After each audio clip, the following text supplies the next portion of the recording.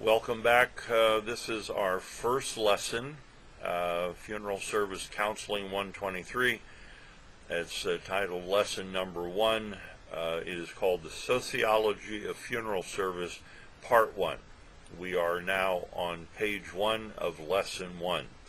Now, listen to this and see if this sounds familiar. Now, did anybody notice that when I did the introductory video, that this sound, this obnoxious, annoying sound, was all through the thing? All right, so I told you I've done everything wrong in my career. I've done it again. So here's what was going on. All right, all through this thing, I was clicking this pen. So I'm going to put the pen aside, because if it annoyed you as much as it did me, I must apologize to you. But I did it, and I don't want it to be a distraction on this particular lesson. Okay, so that we're all on the same page. We're all human beings. None of us are perfect, regardless of what our parents have told us. And so we need to start talking, and actually talking about parents. When we look at this first lesson, one of the main issues on the topic of sociology, the social aspect of funeral service, is that funerals, in their most elementary form, are social functions. If you don't have people, you can't have a funeral. Now, you can have an immediate burial, you can have an immediate cremation, but to have a funeral requires a social group, all right? So if you look on page 1, you'll see the definitions here that we need to explore. Sociology is the science of social groups. So maybe you've taken a class in sociology, but if you haven't, let's give this as an example.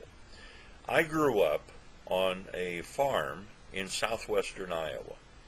I don't know if any of you have been to Iowa, but it's not exciting. It's all agrarian, rural, not very sophisticated, certainly not very exciting. And my social group, right, were mostly people from Northern Europe. We didn't have minorities in our community. We were very isolated. We had churches, right? But we did not have any Jewish populations. We had no Hindus. We had no Buddhists. We didn't have any variety per se of social groups, right? Now, when I went to mortuary school, though, I went to mortuary school in Boston. And I can tell you that the social difference, the sociological difference between Iowa and Boston, you could write a book about that. I found myself in a melting pot of different ethnic groups, of different religious groups, of different philosophies, etc. Right? So, good funeral directors, in my opinion, tend to understand and are sensitive to the social groups that they're working with. Okay? So, for instance, the first Hindu funeral I was asked to do, I had to scramble to look at my notes from mortuary school as to what did the Hindus do. Or the first Buddhist funeral I did, well, how do the Buddhists go about doing a funeral? The first Latter-day Saint funeral I did, the first Quaker funeral I did. So these are all social groups. And frankly, one of my great joys of being a funeral director was dealing with these social groups. It was just fascinating how they went about things. And in fact, some of it was much, much healthier and much, much more meaningful than anything my group did out in southwestern Iowa. In fact, looking back, The funerals that we did in southwestern Iowa were pretty boring. They weren't very creative. They certainly, it was the same thing over and over and over again. And that's fine. But sociology is this all-encompassing subject, right? And it applies to funeral service. You'll be dealing with social groups the rest of your career, which is, I think, a great, great thing. With that said, in its most elementary function then, right, in its most elementary form, the funeral is a social function. So when you take a body to the church and you're seating people and you take them down to seat the family, you seat the pallbearers, you line the funeral procession up, that's all a social function. People, people, people, people. And now, in many funeral homes, they're doing catering and hospitality management. So after the funeral's over, the funeral home, they don't use the church ladies anymore in some locations. The funeral home is putting on the social meal, right? But we'll have more to say on that later. All right, now, sociologically, the funeral is the most ancient ritual, and I want to draw your attention to the story that's at the bottom of page 1 on your first page of notes. It's called Dr. Ralph Selecki and the Shanidar Cave. Now, I'm going to give you a brief overview of that, right? Funerals are the oldest activity that is known, period, right? There's not ever been a time in the human experience where the dead have not been taken care of. So funeral service could easily qualify as the world's oldest profession, because throughout recorded history, from pre-literate society, and this is a term you're going to need to know, pre-literate society is the culture that developed before the invention of writing, and hence leaving no written record. But we know from this story of Ralph Selecki in the Shanidar Cave that even before people figured out writing, they'd figured out how to do a funeral. And the story tells about archaeological discovery that Dr. Ralph Selecki made in the 1950s in what was called the Shanidar Cave in northern Iraq. And in that, this was the Neanderthal. They carbon dated this of 62,000 years ago. Neanderthal was the group, right? And they found that the bodies of these 7 dead people in this cave had been put in the fetal position and covered with some type of red substance, like red clay. And the archaeologists saw that that resembled birth, right? So the archaeologists concluded, and I think accurately, that they were trying to make the link between being born and dying.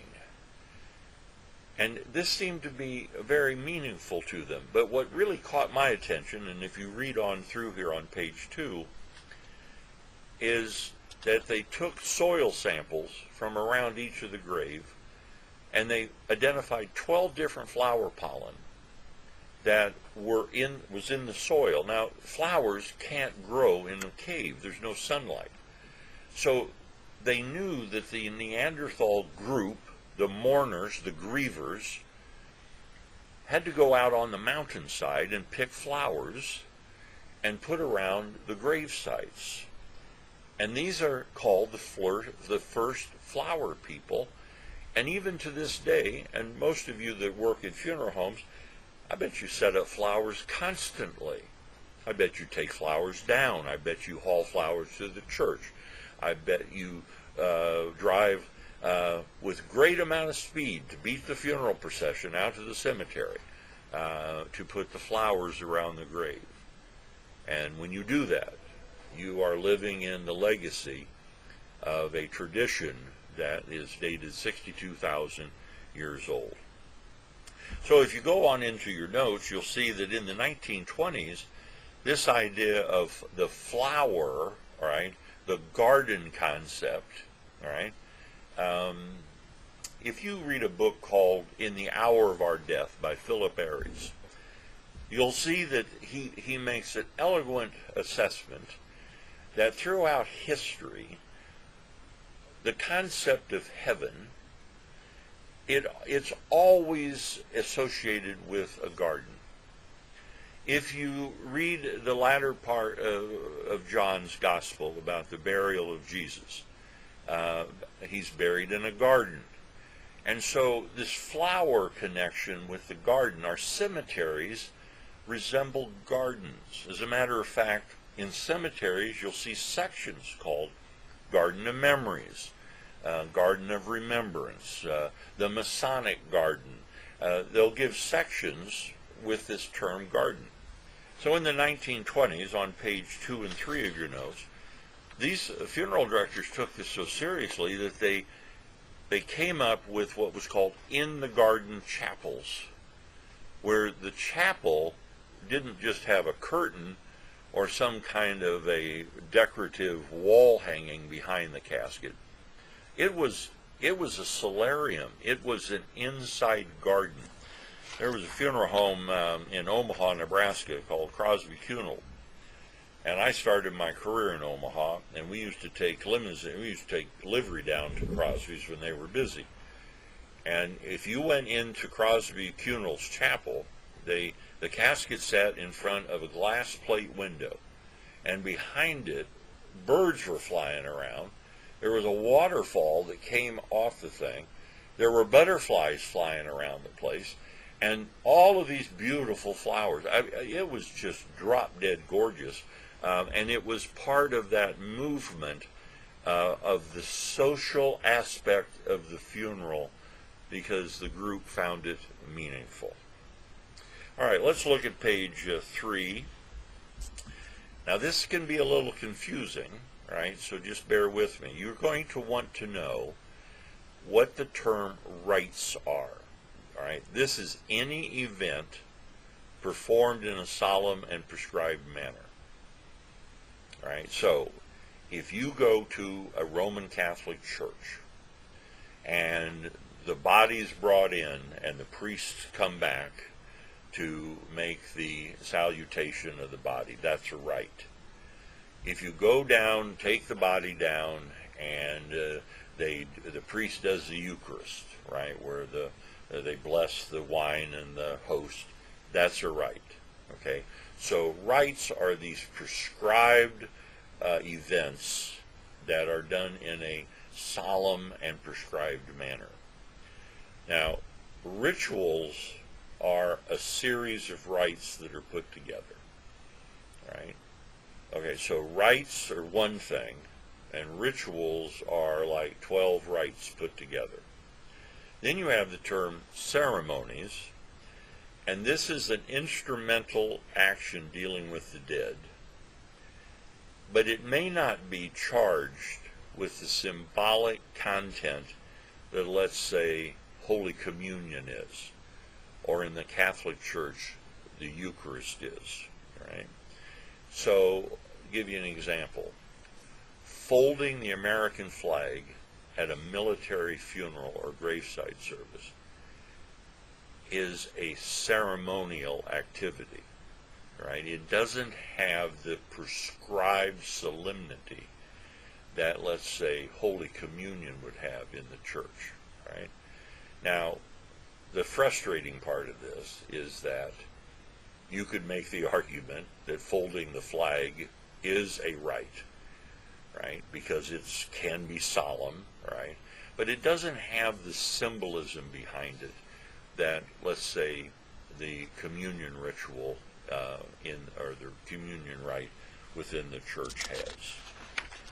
All right, now, in the sociology of funeral service, the language of the funeral comes up to one word: symbols.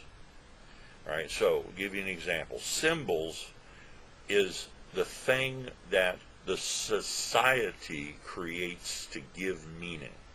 Boy, that sounds crazy, doesn't it? So let's say here's a symbol. You see this sign on the road. It's red with white letters. It says STOP. That's a symbol that means stop. All right, that's it. There's hardly any other meaning to that. But when the minister does Holy Communion in the church, or when there's a wedding or a funeral, when the commendation is made, when the Eucharist is done, when the invocation is said, when the benediction is said, the meaning of that is limitless, right? The symbol of that meaning, right? The symbol of the host and the wine, the body and blood, let's say as an example of Christ. There are thousands and thousands of books written on that subject. There are not thousands and thousands of books written on a stop sign meaning, right? So so what I want to tell you is funeral service symbolism is much more on the level of religious symbolism than it is on the practical symbolism that STOP means, with a red sign with white letters, stop your car, right? Okay. So, with that said, and as we get down in this further in this class, the ultimate symbol of death is the dead body, right? That is the focal point, right? Historically, now that's changing, but historically the focal point of the funeral was the symbolism of death, which is the dead body. It's hard for a living person to symbolize death because we're not dead. It's very easy for a dead person to symbolize death because it's inarguable by seeing a dead body that they're dead. In fact, we know that when people do not view a dead body, they have psychological issues, and we'll speak in this later in the class, of actually accepting the reality of death. All right, now on page 5 is an overview of the sociology in funeral service. All right, so there are some bullet points here, but what I want to draw your attention to is the items that are in bold print. Traditional funeral rite, adaptive funeral rite, humanistic funeral rite, immediate disposition, okay, and primitive funeral rites. You need to have a command of those terms. You need to know those definitions. So traditional funeral rite is kind of what we've been speaking about, a funeral rite that follows this prescribed ritual or ceremony, right? Adaptive funeral rites, we see that now all the time in funeral service, where people don't want the body in a casket. People don't want the old hymns sung at a funeral, right? So these adaptive funeral rites are ritual funeral rites that have been adjusted to the needs and wants of those directly involved. You have the humanistic funeral ritual, which is a funeral rite that in essence is devoid of all religious connotations. And that's really hard to do. All right, I know I've had funerals that have been called humanistic. I don't know if I've ever actually conducted one, because even the most devoid religious person, when their child dies, for instance, you find them hearkening religious concepts to help them cope through this grievous loss that they've had. Immediate disposition, this is a term that you need to be familiar with. This is happening more and more in our society, which this is a disposition of human remains which is completely devoid of any form of funeral rites at the time. And then primitive funeral rites are the ones we've been talking about with the Shanidar Cave on pre-litter society. Okay. All right, now let's go on down to page 6, all right, and you're going to want to understand this term, abstract patterns of behavior. And this is the term. Abstract means complicated. What you see is not what you get, all right. Abstract patterns are recurrent ways of acting by individuals toward a given object or a given subject. All right, so here it is. Don't expect those to make much sense, right? Because sociologically, you can't go 5 miles on the face of the earth in any direction where people do a funeral the same way. They may look similar, but I can assure you they're not, right? So abstract patterns, what is different to you and I is perfectly normal to the Italian community in North End of Boston, right? So abstract is something that you need to grab a hold of here, all right? All right, so there's terms culture, class, and society that you're going to want to command. Culture consists of abstract patterns of behavior, the rules and ideas, beliefs shared by members of the society, which are learned directly or indirectly. For instance, America is a culture, right? And so we've learned directly or indirectly about the parameters, the patterns of the American culture.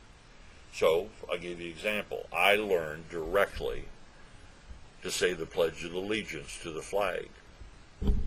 Nobody in Norway learns the American Pledge of Allegiance to the flag because their culture, they don't need that, right? But that's learning directly, right?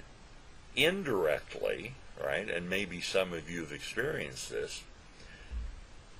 You go somewhere else to a funeral, and they just do what is their normal abstract patterns of behavior, and you go home driving and go, my goodness, that was odd. Those people, I mean, honestly, how could they do that? Well, those are the patterns of behavior. They don't think it's strange in the least. And you and I see something on a funeral that captures our attention. They don't do that back home. Right? So it doesn't mean one's bad and one's not good. It doesn't mean that at all. It's not a political statement per se. Right? Here's one. Class. What is class? It's a social grouping in which members roughly possess equivalent cultural valued attributes. So you've got the upper, middle, lower class in America, right? They're different, but they're Americans. They're roughly the same, right? And then you have society. This is a group of persons forming a single community with some interests in common, right? So you have the American culture, the big picture. You've got class, that I'm a middle class American, okay? And the society is I'm an American middle class, but I belong to Rotary. Right? Rotary is a society. Right? So you see this three-tiered thing: culture, class, society. And as a funeral director, you're going to be encountering that. You probably already have. In fact, when you listen to this, the bell should probably be ringing that I experience this all the time on funerals, and I just hadn't put a term to it. All right, customs now are social behaviors as dictated by the traditions of people. All right, I'll give you an example. When I was a child, I grew up, I said to you, in southwestern Iowa, and I came from an almost exclusively Dutch community.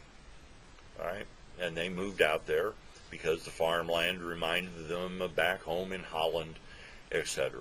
All right, so here's a custom at Christmas time. We didn't open gifts on December 24th. We opened gifts on December 7th, which was St. Nicholas Day. And we didn't have Santa Claus. We had Sinterklaas. And Sinterklaas did not come from the North Pole. Now, some of you are going to be rolling your eyeballs when I tell you this. Sinterklaas came in a boat from Spain. And what, how in the world are you, boy, are you Dutch Iowa people strange? Well, Holland was under Dutch control for centuries. And Sinterklaas was their form of St. Nicholas, Sinterklaas, Santa Claus. And I don't mean to belabor this story, but Santa Claus was a custom of our little town. And coming in a boat from Spain into Holland made a lot of sense because Holland's surrounded by water. So, you know, the idea of reindeer flying through the sky and this jolly fat old man whipping on Dasher on a root, that was not in our custom, right? You'll see that in funerals a lot, okay? All right, now, must behaviors, right? This is on page 7. Must behaviors are serious stuff, right? And some of you might find this section a little uncomfortable. So I'll apologize to you, but we're a professional group, and this is the way it is. And, you know, as a funeral director, we have to face up to a lot of unpleasant things in our career. A must behavior requires of the culture a strong cultural reaction if violated. And it doesn't have to be violation of a law. All right? This is according to the value system or lack of a value system in the culture. A must behavior can be cruel and violent. Must behaviors have more power and influence than legislated laws, rules, or regulations or statutes. All right, so I gave you an example of a must behavior. It is a cultural taboo, right, to have sexual relationships with a deceased person. But there are a bunch of states that don't even have a law on that. All right? They don't need a law on that. Because when it happens, the cultural response to this violation is so swift and severe. The lawyers will pick up what to charge them with, but you don't see books on necrophilia, right? You don't see that word, right? Because it is a taboo. But when it happens, the response of the culture, right? Here's another one. Cemetery vandalism is a must behavior, that cemeteries are to be left alone, right? When I get you into mortuary law, the law abhors people fiddling with cemeteries, like even disinterments. The law doesn't like that. Once it's set, it's settled, right? It's settled. To uproot dead people undoes societies a lot, right? So, for instance, when one nation conquers another nation in warfare, one of the first things the conquering nation does is they go and bulldoze down the conquered nation's cemeteries. Because when you lose your identity with the deceased ancestors of your culture, you've lost a ton of your own personal identity. All right? All right, so mores now, these are must behaviors. This is the important patterns and ideas and acts of people related to the treatment of the dead. And it calls for a strong reaction from the society of violated. So here's a more, a must behavior, right? Which is not on par with necrophilia, to be sure. But when I bought my first funeral homes, the tradition in that town was when you got a death call, because they only had a weekly newspaper, you put a door badge. It was a velvet thing with ribbons and flowers on it on the front door of the funeral home. People drive by there, and somebody's died. And all of a sudden, this word of mouth would start flying around our little town. Who's up at the home? They didn't say funeral home. They say, who's up at the home? And pretty soon, Todd Van Beck died last night. Okay, well, where's he at? Well, he's up there at the home. When I bought that funeral home, I was so clueless as to this stuff. I decided that door badge was old-fashioned, and I stopped using it. What a mistake. I mean, that community, I got a death call, didn't put the door badge out. People didn't actually believe the person had actually died because I didn't put the door badge out. What a foolish thing for me to do, because I was insensitive which was a big mistake, to the power of cultural mores. All right, now, let's go to page 8. This is the story. I've told you the story now in this. You read the notes. You better read the notes, right? If you don't read the notes, you're not going to know what's in it. You can't just depend on me talking about it, right? Taboos now is the must behavior that dictates. This is the necrophilia stuff, right? So what I've done on page, and you can read this, right? There was a case. I was an expert witness. There was a lawsuit brought against H.H. Berkenkamp and Son in Toledo, Ohio. And you read this, right? Both of them went to prison over it. Both funeral directors went to the Ohio State Penitentiary. One died in prison. It was just an absolute disaster up there. But I'll leave this on page 9, on page 10. This is the case that you can read on your own. All right, on page 11 are folkways. Now these are must behaviors, but they're construed. They're less compulsive than mores, right? So there's Lucy. You'll see Lucy on page 11. Lucy was Mary. What am I talking? Not Lucy. Mary was a chronic funeral attender at our town. She'd come in, and there she is with her walker, and she'd come. We'd have a 2 o'clock funeral. Lucy'd show up at 10, and the first question out of her mouth was, "Is there going to be a lunch after the funeral?" And if I said, well, "No, I'm sorry, there's not going to be a lunch," she'd just turn around and leave. If I told her there was going to be a lunch, she'd plop down there on our sofa, and she'd take a 3-hour nap. She'd just fall asleep on that, okay? Those are folkways, right? These are less compulsive than mores, okay? And so if there was a lunch, fine. If not, she'd leave. It wasn't like a big social deal with her. The lunch for her was an example of her sociality. She was lonely. She wanted to be with people. And actually, what was so cute about her was that she would go to funeral lunches for people she didn't even know who the dead person was, right? And it got so entrenched in our town, this little folkway of hers, that if there was a lunch and Mary didn't show up, people would look at me and go, "Well, where's Mary? Is there something wrong with Mary?" It was charming, right? It was one of the great things of being a funeral director is these experiences. Okay, let's go to page 12. All right, how do you learn to be part of your culture?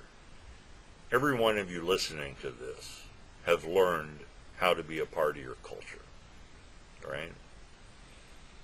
How did you learn it, right? The term on learning your culture is called inculturation or enculturated, or another term for it is socialized. So what I want you to do now is think back of all of your memories, all your childhood memories, and what did you learn? Who taught you? What joys did you have? What sorrows and disappointments did you have growing up? Right? That you are a product of your environment, good or bad. Right? Now, none of us here are Pollyanna. All right? And so when I look back at my childhood and my environment, yeah, there was a lot good. But there was some other stuff that went on.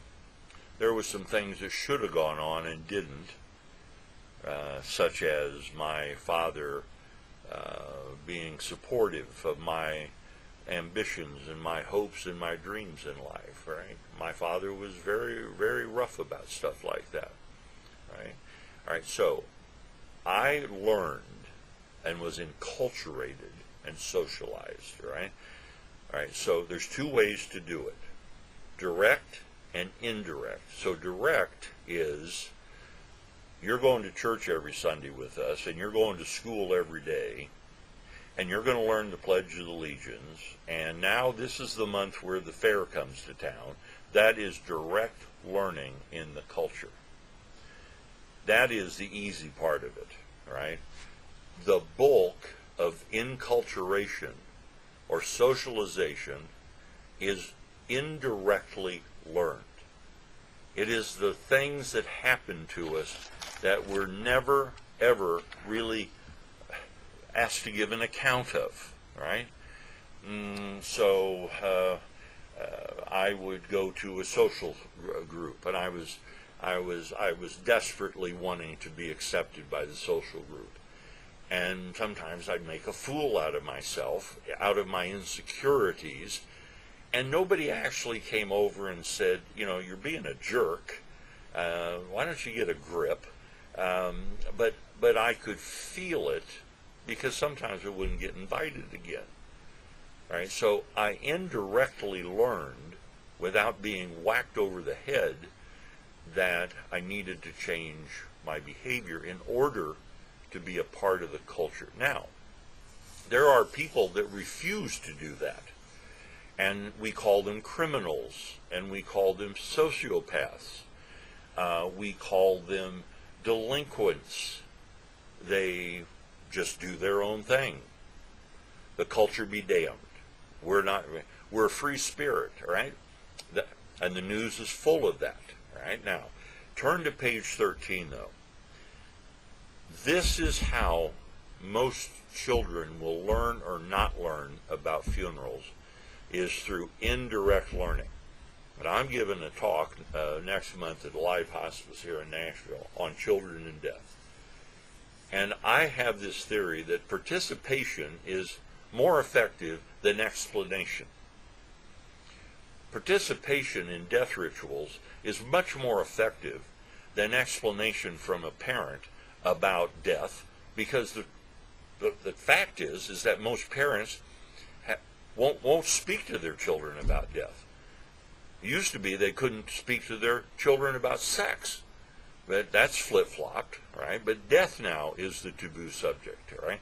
So most death learning in our culture is indirect.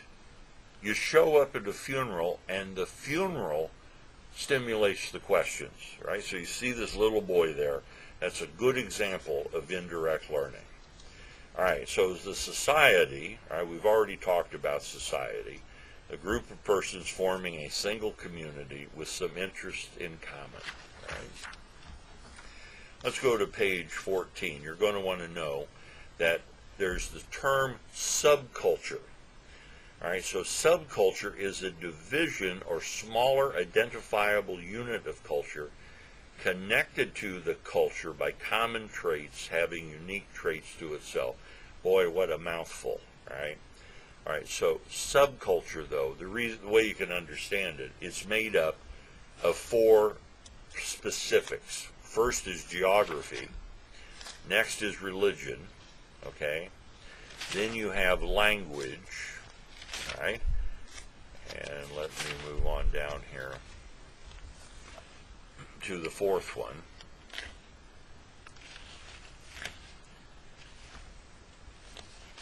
Excuse me, I missed the 4th one here.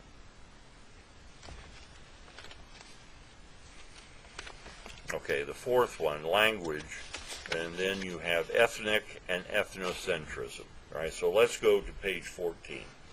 All right, so geography, I just give you the example. In the United States, you'll learn the Pledge of Allegiance. If you're in Norway, you're not going to learn, right? Okay, the Pledge of Allegiance. That's cultural.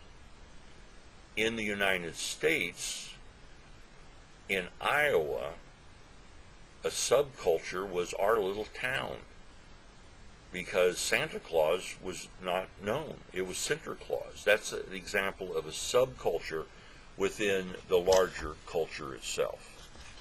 Then you have religion, all right? Wow, what a loaded cannon this one is. Religion is a culturally entrenched patterns of behavior that are made up of sacred beliefs. All right, in order to be religious, two things have to happen. You have to acknowledge that the supernatural exists, and you have to acknowledge that life is more than just a biological event. Right? That is where the sacred canopy comes in. The second one is you have emotional feelings accompanying those beliefs, and then you have overt conduct. Right? You go to church and you sing the hymns that express your belief. The preacher gives you the sermon, etc. Right? Now, you probably already figured out, if you want to make friends, religion may not be a subject that you want to bring up, right? Because people get very, very sensitive about this stuff. Now, on this, if you know how to deal with a bigot, then please contact me and tell me, how do you cope with bigots? Because given that the death rate is 100%, right? If you're a bigot, eventually you're going to run into situations that you're biased against. That's the definition of a bigot, right? If you have religious strictness, that you're intolerant of other religions, sociologically speaking, with the groups, that's kind of risky for a funeral director. Now, I'm not telling you, we're not saying don't have firm convictions in your belief system, but I ran into a situation in my career where I took over managing a funeral home. We had a staff meeting, and I started to ask some questions. And I brought up a question about where do this certain social group, where does this religious group go for their funerals? And the response was, well, we used to do them. We used to do all of those funerals. But we don't like those people.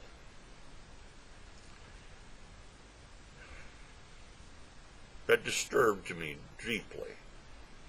Not only from a compassionate, understanding, and ministerial attitude, but also from a financial attitude. Because these individuals that chose this group as we don't want these people around had no problem accepting the weekly paycheck, but they seemed to totally have the disconnect as to where the paycheck came from. Right? So I bring this up to you, right, for your consideration about openness and our ability to embrace people that are different than us. Because given that the death rate's 100%, I found being able to be embracing, encouraging, and supportive goes a long, long ways. All right, under that, then the third one is ethnic. I put A instead of 3. Ethnic is any basic division or groups of mankind distinguished by custom, characteristics, language, physical characteristics. So, being Dutch in Iowa is an ethnic group. All right, now, there's a term with ethnic called ethnocentrism, and this is a little dicey. Ethnocentrism is the emotional attitude that one's own race, nation, group, or culture is superior to all others. Now, I have to say this to you. I mean, you probably aren't too concerned about Dutch people, right? I mean, we're not trying to take the world over, right? But in our little town where I came from, let me tell you, ethnocentrism was alive and well, right? My parents would sit around and go, why doesn't new people want to move to our town? And I'd sit there and go, I don't know, it's such a nice place. And then some poor sap would move to our town, and they were treated so poorly because they weren't Dutch that they'd end up leaving.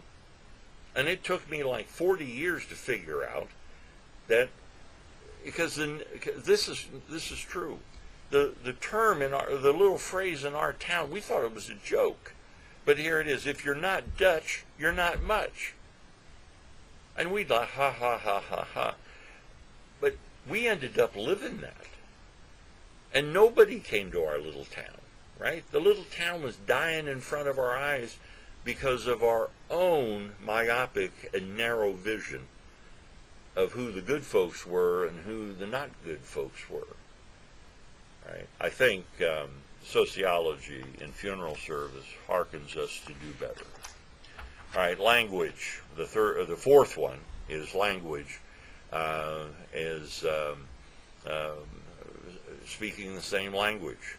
So when I went to Boston, if you wanted to buy some rubber, you go into a store in Boston and say, I want to buy some rubber bands, they'll look at you like you've landed from Mars. If you go into Boston and say, I want to buy a box of elastics, they'll give you rubber bands. Marinara sauce in East Boston is called gravy. In Iowa, gravy was brown or white. But in East Boston, gravy is marinara sauce, tomato-based, etc. Right? So language is a very much a cultural thing that creates a subculture. Okay? All right, now, so the last section of this is an article that I wrote, and I'm going to leave that for you to read on page 17, 18. I want to particularly draw your attention to page 19. There's a picture of one of the finest human beings I ever worked with in my life, Ralph Turner, from Atlanta, Georgia.